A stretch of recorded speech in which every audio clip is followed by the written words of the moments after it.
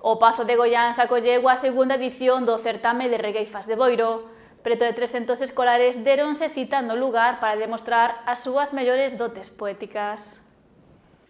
A regueifa toma o protagonismo en Boiro. O Pazo de Goiáns acolleu a preto de 300 cativos regueifeiros dos centros de ensino da vila para competir e ver cal deles é o mellor. Unha cita que este ano se consolida no calendario municipal logo do éxito no 2024. É un certame de regueifas escolar porque participan os centros educativos de todo o concello.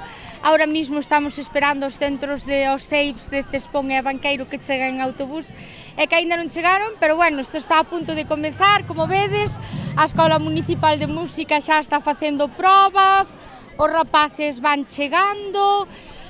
Este é un marco incomparable para celebrar esta actividade que, por suposto, esperamos que teña continuidade. Eu, como responsable e organizadora, pois estou moi contenta de que se leve a cabo. Arredor de 300 rapaces e rapazas pasaron hoxe polo Pazo de Goiáns xunto con Luís Sucaruncho e Lupe Gómez como mestres de ceremonias e todos eles con ganas de repetir logo do evento do ano pasado. Imos chegar a reunir aquí 300 cativos e cativas, 300 rapaces e rapazas entre todos, sí. No pasado resultou moi ben, foi unha experiencia moi bonita. Este ano, bueno, xa sabemos, non, que dunhas aprendemos para as outras e, bueno, con todo xa sabemos que hai que organizar e programar. Esperamos que saia aínda mellor que o ano pasado, que o pasamos todos moi ben. Multitude de centros chegaron ao Pazo dispostos a dar o mellor de sí. Un deles foi o IES A Cachada, que chegou á cita logo de semanas de preparamento e co apoio do profesorado.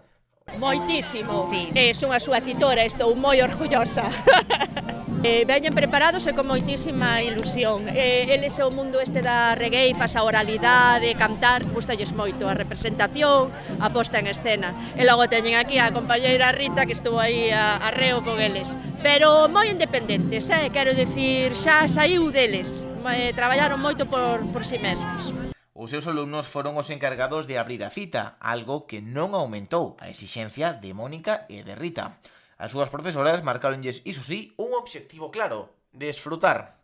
Disfruten, a verdade é que para eles é un logro estar aquí, eu estou moi orgullosa deles, compuseron eles todas as coplas, bueno, é fantástico a implicación, desfrutaron moitísimo, nos fixemos un obradoiro con Lupe Gómez, desfrutaron moito xa en xaneiro, cando fixemos ese obradoiro,